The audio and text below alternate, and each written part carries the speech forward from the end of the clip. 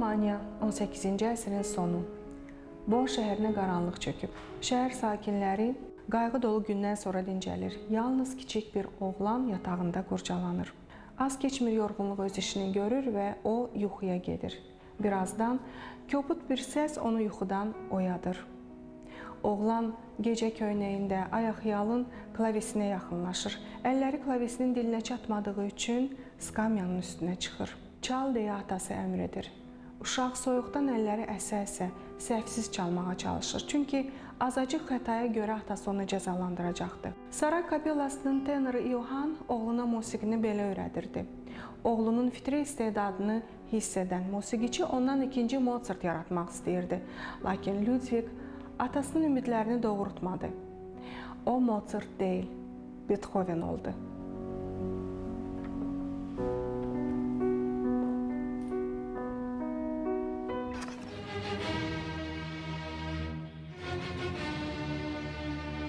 Ludwig van Beethoven deyərkən biz Avropa musiqi mədəniyyətinin nəhəngindən söhbət açırıq. Beethoven Viyana klassik məktəbinin 3-cü son nümayəndəsidir. Beethoven öz əsərlərini gələcək üçün yazırdı. Viyana klassik məktəbinin son nümayəndəsi Ludwig van Beethoven 1770-ci il dekabrın 17-sində Bonn şəhərində kasıb musiqiçi ailəsində dünyaya göz açıb. Deyilənə görə o, ürkək, qapalı, tərs, kobud uşaq olub. Beethoven ilk dəfə 1778-ci il martın 26-sında Köln şəhərində xalq qarşısında ifa etdi. Atası uşağa marağı artırmaq üçün oğlunun yaşını 2 il az olduğunu söyləyirdi. Əslində onun qısa boyu, zəif bədəni atasının yalanını dəstəkləyirdi. Beləcə, balaca yaşlarından istedadını göstərən Beethoven 8 yaşında olarkən piano, arqan və skripkada çalmağı öyrənir. Ağır uşaqlıq illəri onun xarakterinə, gələcək həyatına təsirsiz ötüşmür. Beethoven bir çox elmlərə maraq göstərirdi. Sonradan onun səhhətində yaranan problemlər isə onu talihlə, həyatla bir mübarizlik mövzusuna gətirib çıxartmışdır. 11 yaşında işləməyə başlayır. Kilsədə arqan ifaçısını əvəz edir. 14 yaşında Baron sarayında arqan çalır. Ailə onun qazancı ilə dolanır. Onun formalaşmasında müəllimi Christian Neffe'nin böyük rolu var. Musiqinin tanrıya, gözəlliyə, həqiqətə tapınmaq kimi uca məqsədi var. Neffe şagirdinə belə deyirdi. Christian Neffe də 11 yaşından arqan alətində ifa etməyi öyrənən Beethoven həm də ilkin musiqi ədəbiyyatı haqqında da məlumatlar alırdı və bununla da artıq 12 yaşında Ludwig ilk əsərini yaradırkən bu da Dressler'in marşı əsasında olan fortepiano variasiyaları idi.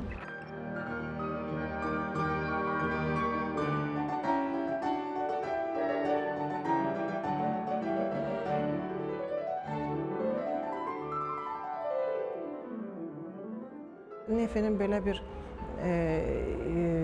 fikri var idi. Hər hansı bir emosional musiqini və yaxud emosional hisslər yarada bilən insanın hansısa bir hisslər aləmini tərpədə bilən musiqi yazmaq üçün o emosiyaları yaşamaq lazımdır. Yəni, sakit bir insan sakit həyat tərzində bunu eləyə bilməz. Yəni, hər bir musiqi yazılmaq üçün, yaranmaq üçün hər hansı bir emosional həyəcanmı deyim, dramatizm deyim, həyatın müxtəlif tərəflərini yaşayaraq onu öz musiqisində əks etdirməlidir. Beethoven də bəlkə də öz dövrünün, bəlkə də ümumiyyətlə musiqi tarixində onu qədər çılğın, onu qədər emosional, onu qədər üsyankar bir bəstəkar və yaxud hətta yaradıcı çox az saymaq olar.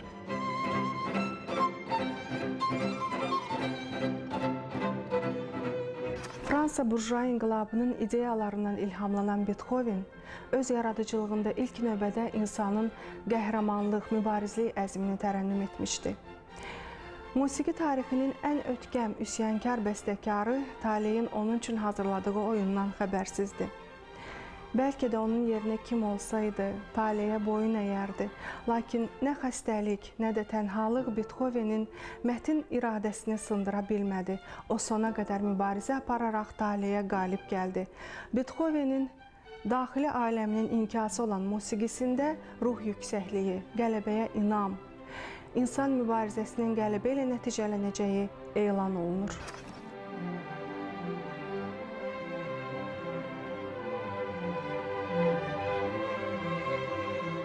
Beethoven hər zaman Mozartdan dərs almaq arzusunda idi və bu arzu onu Viyana şəhərinə gətirir. Lakin orada çox qala bilmir. Anasının ağır xəstəlik xəbərini aldıqdan sonra dərhal Bona geri dönmək məcburiyyətində qalır. Lakin Mozart Beethovenin ilk əsərlərini dinləmişdi və onun haqqında çox gözəl fikirlər söylədi. Mozart demişdir ki, siz bu gəncəcik oğlana diqqət yetirin, zaman keçəcək onun haqqında hamı danışacaq. Sonradan 1792-ci ildə Beethoven Viyanaya təməlli olaraq köçür. Lakin o dövrlərdə Mozart artıq dünyasını dəyişmiş olur.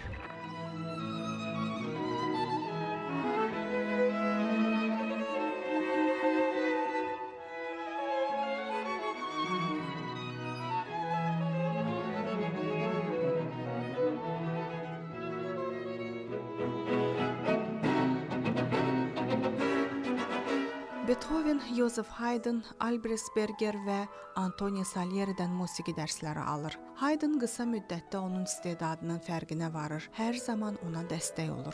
Hörmət əlaməti olaraq Beethoven piano üçün 3 sonatasını Haydna həsr edir. Viyananın musiqi həyatına alışan Beethoven tezliklə virtuoz pianoçu kimi tanınır.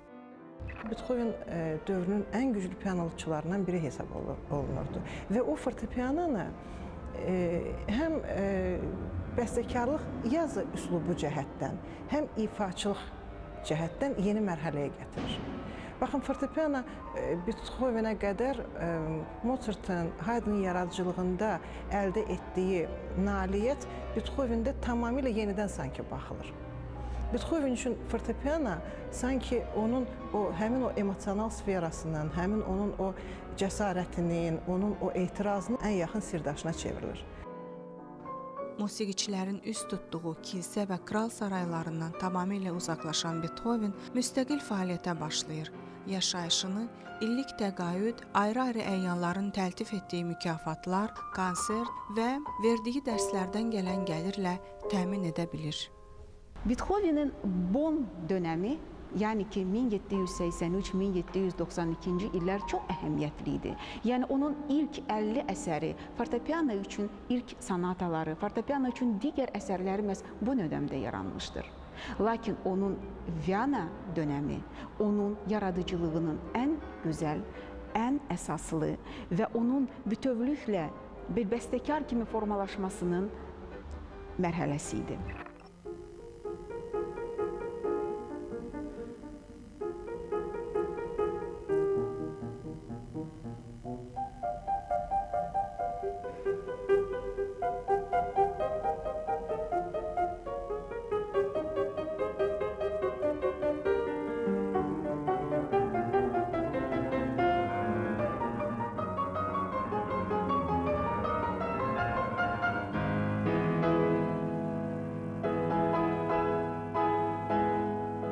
Shakespeare'i oxumadan Beethoven'i dinləməyin. Çünki Shakespeare'in əsərləri Beethoven'in ən sevdiyi əsərlərdən olmuşdur. Və onun Shakespeare'in duası, Shakespeare'in dramaturgiyası təbii ki ona böyük təsir eləmişdir. Shakespeare şairdir, dramaturgdur, amma Beethoven şairdir və bəstəkardır. Şairana bəstəkardır.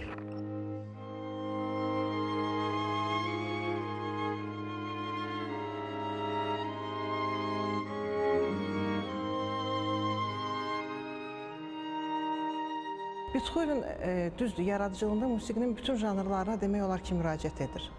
Lakin o instrumental janrda novatordur, yenilikçidir. Bu janrlarda Beethoven həqiqətən də çox böyük yenilikçi idi.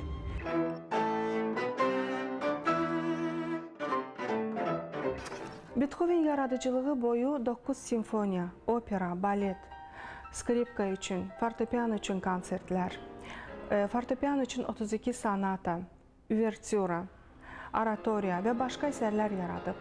Və indiyə qədər heç bir musiqiçi və musiqisevər onun yaratdığı 3-cü, 5-ci, 9-cu simfoniyalara, Ay sonatasına, Appassionata kimi şedevrlərə biganə qala bilməyib.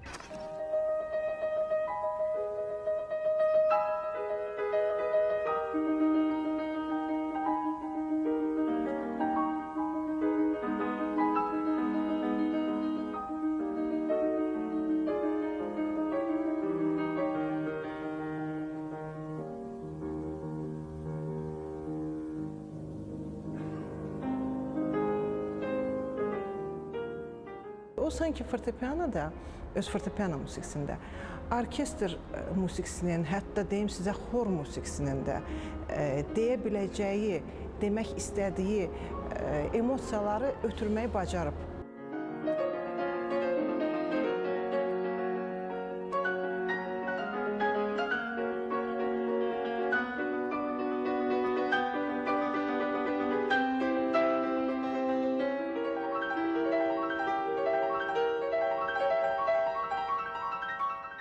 Beethoven'in fortepiano əsərləri onun bütün yaradıcılıq boyu müşahidə etmişdir. Əsasən də biz fortepiano sonataları haqqında danışsaq, biz görərək ki, ilk dəfə 1783-cü ildə 6 bon sonataları ilə başlamış və 1822-ci ildə Opus 111 nömrəli sonatası ilə bitirmişdir. Deməli, bütün həyatı boyu sonata janrı onu müşahidə etmişdir.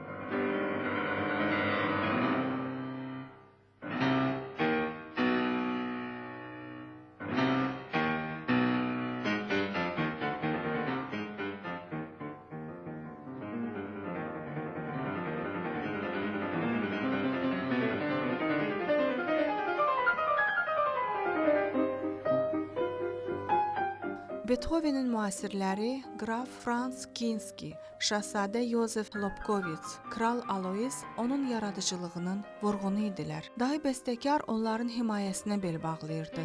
Lakin çox vaxt vəd edilmiş məbləğ vaxtında ödənilmirdi. Hamilər həyatdan köçdükdə yaxud sözlərinə dönük çıxdıqda Beethoven çıxılmaz vəziyyətə düşür, maddi sıxıntı çəkirdi. Beethoven'in hər bir fortepiano sonatası fortepiano alətinin zəngin imkanlarını açmasında bir mərhələ idi, bir addım idi. Çünki Haydnla Mozartdan fərqli olaraq Beethoven klavisin üçün deyil, fortepiano üçün yazırdı. Beethoven'in hər bir sonatası sanki simfonik orkestrin səslənməsini verirdi və bu ənənə sonradan Liszt'in və Rubinstein'in yaradıcılığında davam etdirilir. Çünki Beethoven'in hər bir sonatası sanki fortepiano üçün yazılmış bir simfoniya idi. Beethoven'in elə əsərləri var ki, heç bu günləri bəstəkar cəsarət edib belə bir musiqi yazmaz. Belə bir əsərləri də var. Məsəl üçün 17-ci fortepiano sonatası belə cəsarət edib belə bir tema yazmazdı.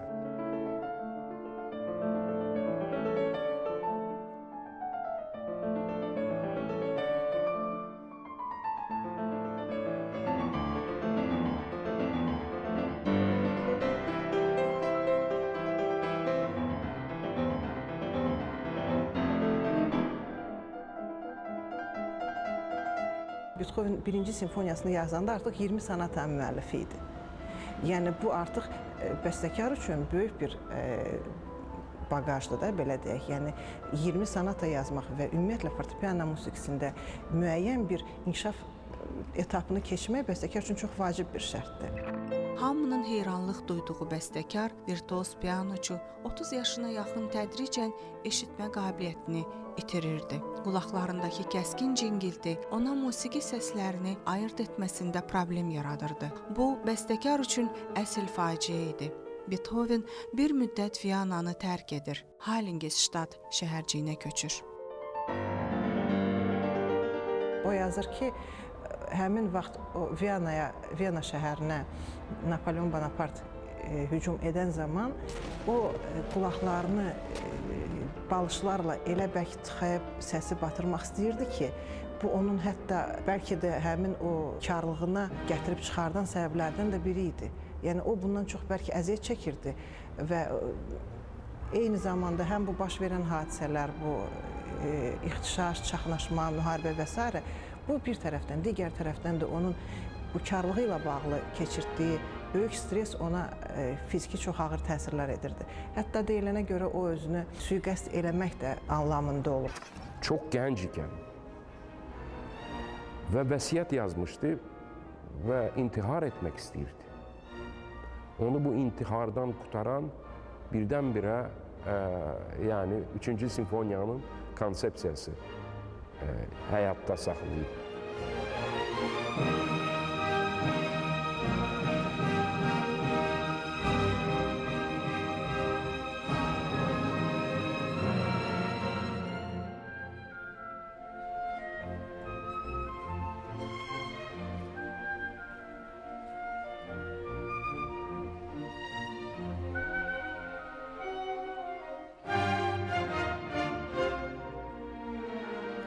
Eşitmə qabiliyyətini də itirdikdən sonra onda artıq o qaranlıq, o çöküntü içdən daha çox onun əsərlərində özünü göstərmiş olurdu.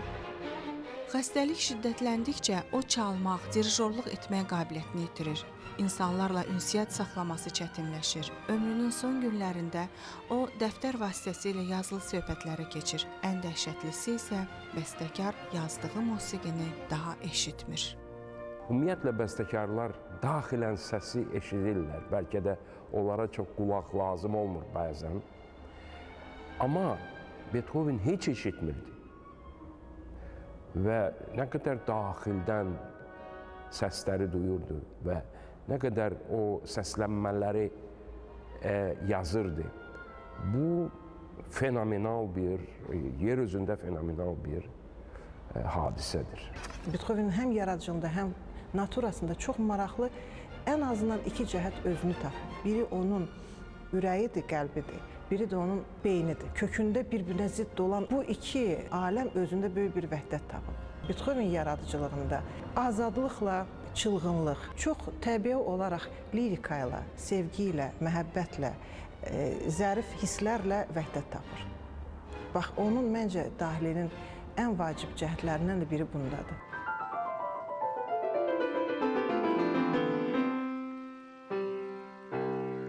Yaşamaq və yaratmaq uğrunda mübarizə onun həyat amalı idi. Beethoven ömür kitabına indiyədək mövcud olan narahatlıq, inamsızlıq və yalanı silib ataraq böyük hərflərlə yazmışdı. Cəsarət və mübarizə. Mübarizə ruhu öz ətrafında çox böyük enerji yaradır. Elə həmin vaxt qələbənin də, məğlubiyyətin də eyni dərəcədə mümkün olduğu məqam yetişir. Kimin uduzub, kiminsə qələbə çalacağını yalnız zaman deyə bilir. Onun taleyi Tanrının əlindədir.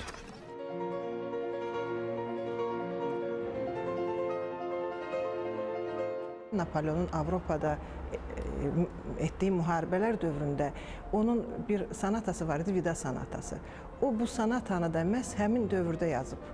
Özdəki həmin dövrü tək Beethovenin yox, Viyana şəhərində yaşayan, ümumiyyətlə Avropada yaşayan bir çox incəsənət insanlarının, ifaçıların, musiqiçilərin ağır yaşayış dövrü idi. Və o zaman bu Viyana şəhərindən köçməyə məcbur olur müəyyən müddət və həmin dövrdə də həmin o vida sanatasını yazır. Yenə də onun üçün ən yaxın sirdaş fortepiano çevrilir.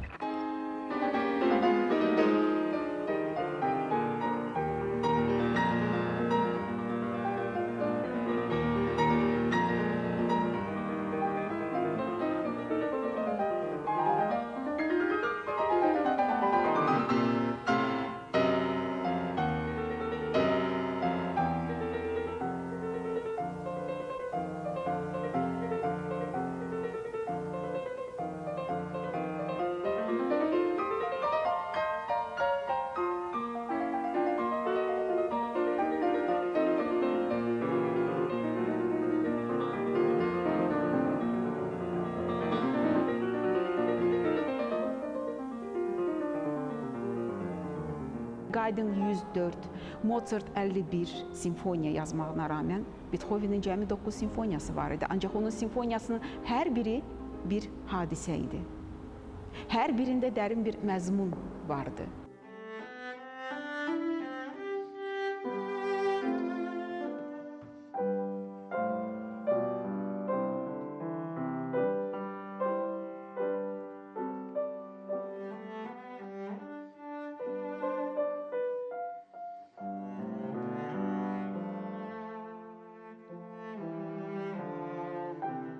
Dahi bəstəkarın yaradıcılığı 3 mərhələyə ayrılır.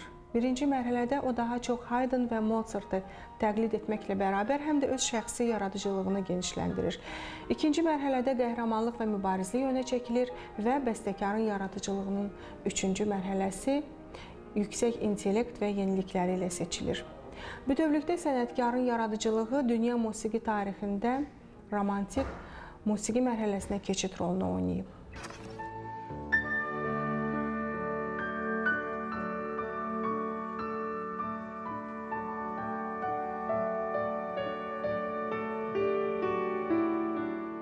Onun yaradıcılığında əsas qayə, əsas özəy qəhrəmanlıq ideyası idi. Və bu qəhrəmanın ardınca hərəkat ideyası onun yaradıcılığının əsasını təşkil edirdi. Bu onun həm simfonik yaradıcılığında, həm də yenə bayaq dediyim fortepiano sonatalarında özünü göstərir. Onun patetik, pafoslu, ilhamlı mənası daşıyan 8-ci sonatası da həmin o emosiyaların bir təzahürüdür.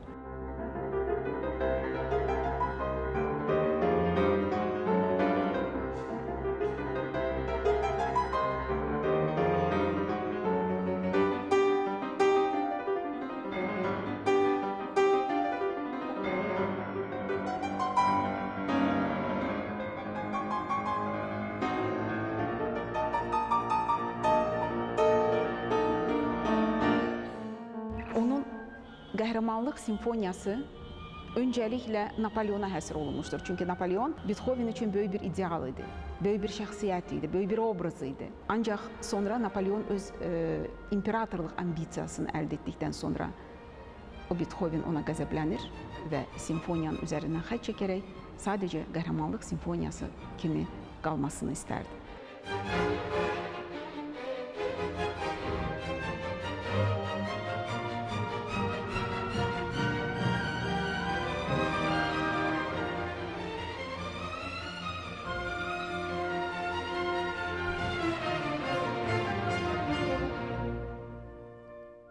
Beethoven musiqiyə diqqətsizliyi bağışlamazdı. O, konsert zamanı tamaşaçıların musiqiyə qulaq asmaq əvəzinə söhbət etdiyini və ya konsertə lazımi diqqət yetirmədiyini gördükdə ifasını yarımçıq saxlayıb salonu tərk edərdi. Ziyafətlərdə ona gözlənilmədən nə isə ifa etmək sifarişini dərhal rədd edərdi. O, zahirən çox kobud, qəlbən isə çox zərif insan idi. Bu ikili xarakter onun musiqisində də öz əksini tapır. Onun musiqisində mübarizlik, qəhrəmanlıq, çılğınlıq, bəzən incə lirika, fəlsəfi düşüncələrlə həmahəng səslənir. Beethoven Höte ilə tanış olur və bunların hər hansı bir görüşündə gəzintisi zamanı yüksək təbəqənin nümayəndələri qarşılarından keçir. Və bu zaman mütləq idi şlyapanı çıxardıb tənzib etmək. Hansını ki, Höte edir, amma Beethoven kütləyə qoşularaq çəkilir qırağa, kənara və heç bir tənzim etmir. Çünki bunun daxilindən belə gəlirdi bu insanın. Və o hesab edirdi ki, onun həyatının qayəsi son mərhələdə insan bərabərliyinə gətirilib çıxardır. Günlərin birində o öz əsərini ifa etdikdən sonra o zaman artıq yaşlanmış Haydn ona yaxınlaşıb söyləyir ki, sizin çox gözəl əsərləriniz var. Lakin onlar çox bədbindir. Onlar qaranlıqlarla zəngindir. Bir qədər onları dəyişin. Beethoven deyir, o zaman mən üslubumu mu dəyişməliyəm? Maestro, Haydn deyir, biz üslubu dəyişə bilmərik artıq, siz özünüz dəyişin. Beethoven söyləyir ki, əgər mən dəyişsəm, o zaman mən Beethoven olmuram. Mən Haydn olacağam. Ancaq əfsuslar olsun ki, sizi qədər də dahi olmayacağam.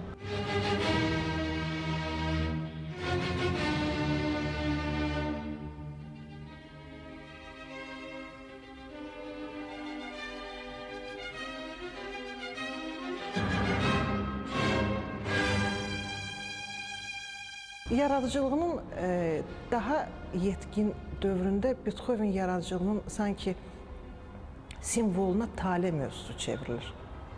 Yenə də burada da paralel onun həyatı ilə gətirmək olar. Bilirsiniz, Beethovenin həyatının faciəsi onun karlığı olub və bu ona çox böyük mənfi təsirlərini göstərir. Sözsüz ki, yaradıcılığına yox. Yəni ki, biz onun ən belə son əsərlərində də belə inanın ki, duyulmaz ki, bunu yazan insan həqiqətən də kar olub. Bax, bu onun yaradıcılığının, bu onun həyatının faciəsi idi. Lakin görün, bu insan nə qədər güclü insan olub ki, buna güc gələ bilir. Onun bir sözü vardı ki, mən taleyi boğazından tutacağım. Bu bəlkə də Shakespeare-ə zid sözlərdir. Çünki Romeo Julia'da bilirsiniz, orada taley məsələsi var. Taley nə yazdısa onun imkansız. Amma Beethoven tam tərsinə deyirdi ki, mən taleyin boğazından yapışacağım.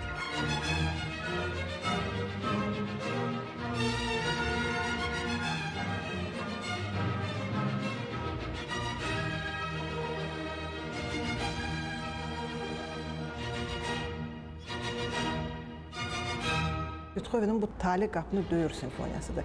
Və bu intonasiyanı o bütün simfoniya boyu keçirə bilir. Əvvəldən axıra kimi çatdırır. Mən Beethoveni bəlkə bəşər tarixinin ən böyük optimistlərindən biri hesab edirəm.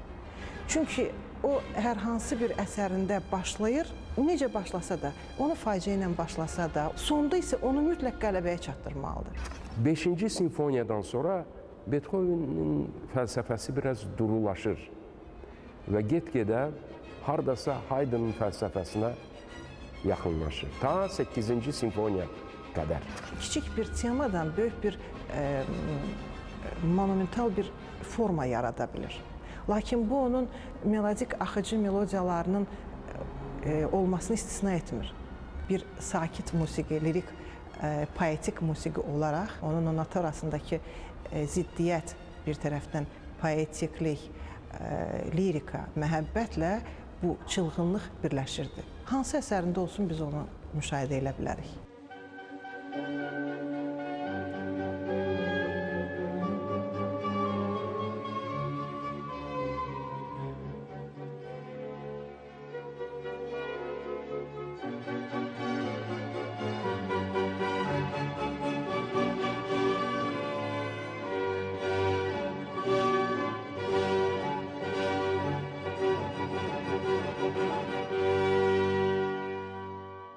Təbiəti çox sevirdi və onun pastoral simfoniyası, 6-cı simfoniyası, onun məhz belə bir səyahətlərdən birini əks etdirməkdədir.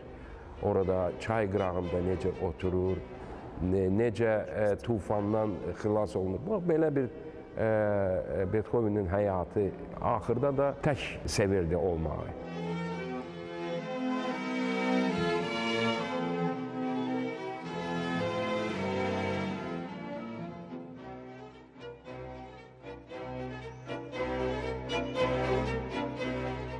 Onun Aurora sonatasına Ramen Ralam bəyaz sonata deyərək adlandırırdı. Çünki o qədər şəffaf, o qədər qaranlıqlardan, etirazlardan uzaq, təbiətə zövqünə oxşayan bir sonata idi.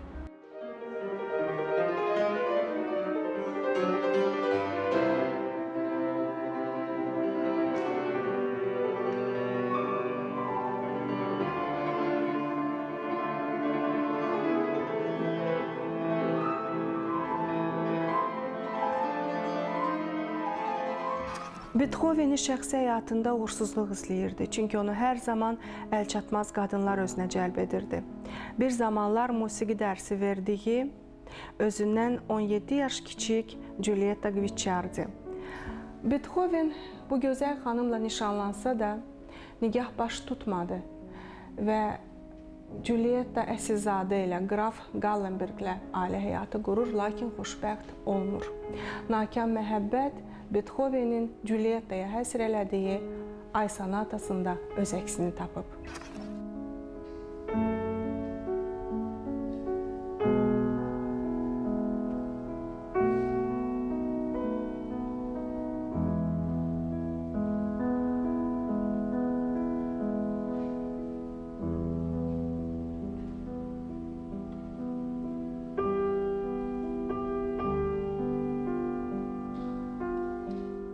o dəlicəsinə sevib, amma nəsib olmayıb evlənməyə. Məşhur Eliza əsərini də Beethoven sevgililərindən birinə, daha doğrusu Teresa Malfattiyə həsr edib.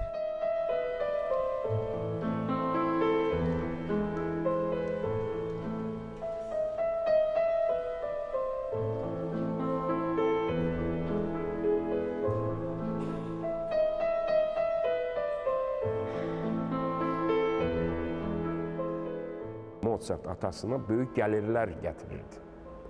Və Beethoven'in atası, o da müzisyen idi, musiqiçi idi. Kasıb belə musiqiçi idi və Beethoven'dan məhz Mozart eləmək istəyirdi uşaqlıqdan ki, o gəlir gətirsin.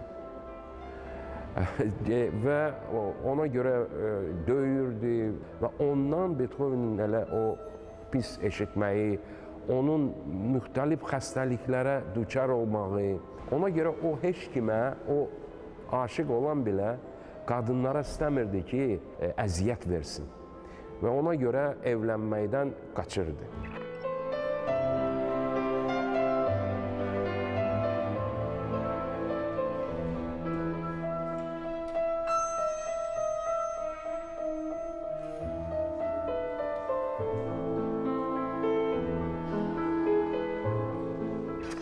Onun sonuncu eşq məcarası Qraf von Deym'in arvadı Teresa Brunswicklə olub. Beethoven'in şəxsi qərarsızlığı bu nikahın da baş tutmasına imkan vermədi. 1812-ci ildə Beethoven'in əbədi sevgim kimi təqdim etdiyi bir qadına sevgi məktubu yazır, lakin bu məktubun kimə ünvanlandığı məlum deyil.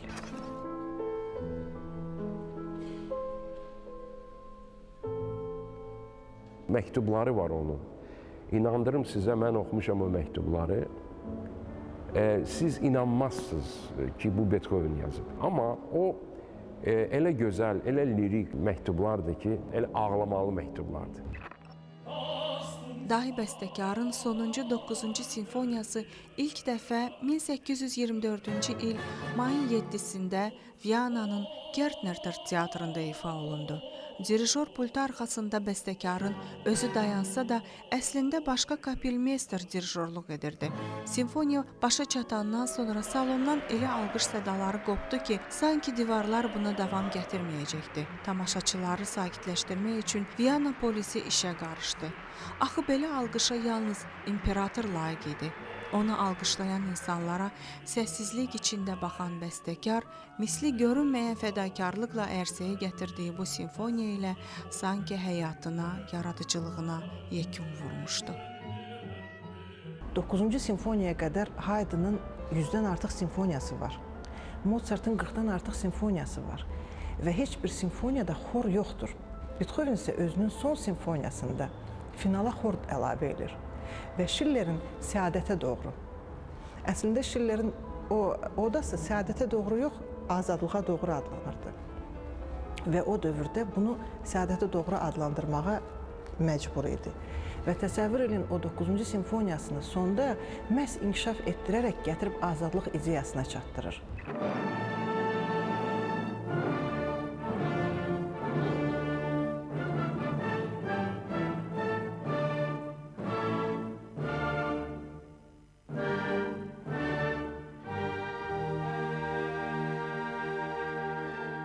Beethoven fəlsəfəsi o 9-cu simfoniyada çox maraqlıdır. Orada hardasa dualizm var. Bir tərəfdən həyata çağırış var və həyatın bütün gözəl tərəflərini insan gərək istifadə eləsin. Yəni buna gedonizm deyirlər. Amma digər tərəfdən tərki dünyalıq var, rahib kimi demək ki, dünyayı düşünür və tərki həyat edir. Bu bir tərəfdən, bax, bu ikili, bu dualizm bəlkə də Nəsimi kimi böyük bir şairlə onlar biri-birini tanımadan, amma o iki cahan və o cahana sığmazım deyən şairin bəlkə də Beethoven'dən çox oxşarlığı var.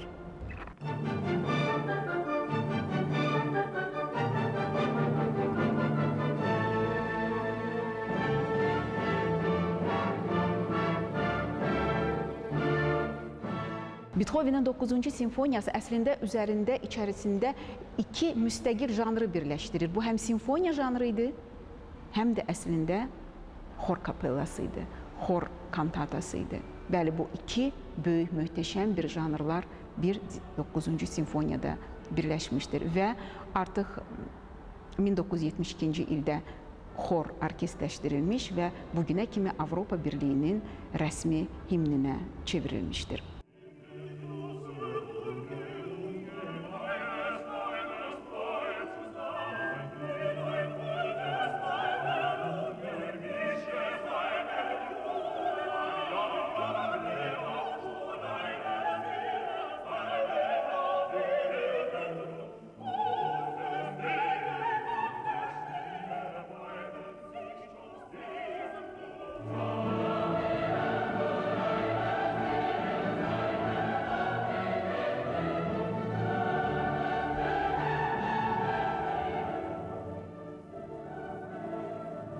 Doqquzuncu simfoniyada Beethoven'in insanlığa iki vəsiyyəti var.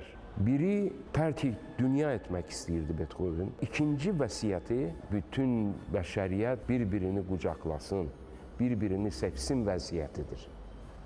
Bu onun çox önəmli bir vəsiyyətidir bütün dünyaya.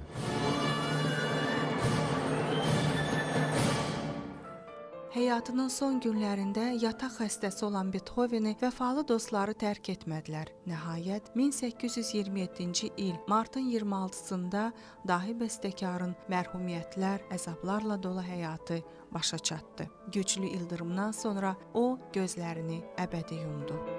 O özünə əvvəla qiymət verməyi bacaran bir şəxsiyyət olub və ən əsas o özünə düzgün qiymətləndirərək özünün və yaradıcılığının özündən sonraki nəsillərə verəcəyi qiymətdən xəbərdar idi. Beethoven'in musiqisi və təbii ki, Johann Sebastian Bach'ın musiqisi kimi çox tərəflidir və hər bir dinləyici onu dinləmək istər.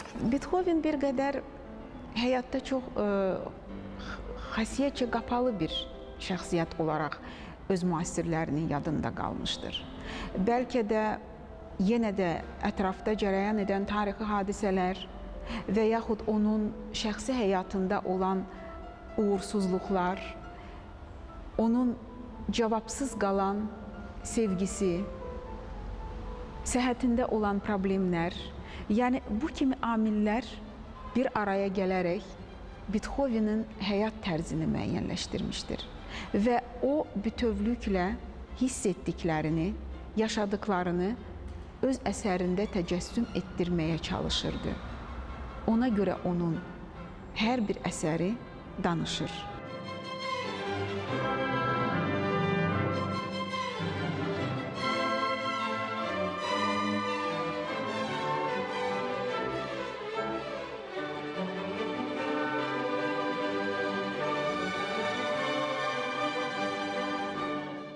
Martın 29-da 20 min Viyanalının qatıldığı vida mərasimində Beethoven'in sevimli messası Luigi Cherubini'nin Do minor rekviyemi səsləndi. Dahi bəstəkar Vering məzarlığında dəfn edildi. Beethoven'i son mənzili yola salanlar arasında Franz Schubert də var idi.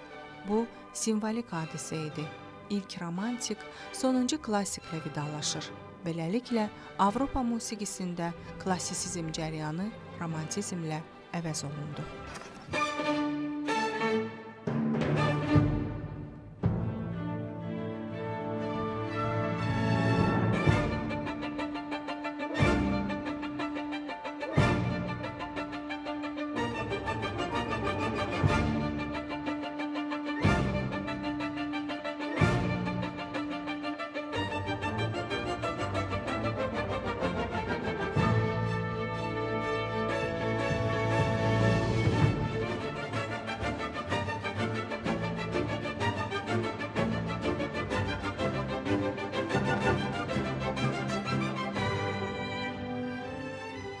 hər hansı bir bəstəkarı tanımaq istəyirsənsə, onu dinləmək lazımdır.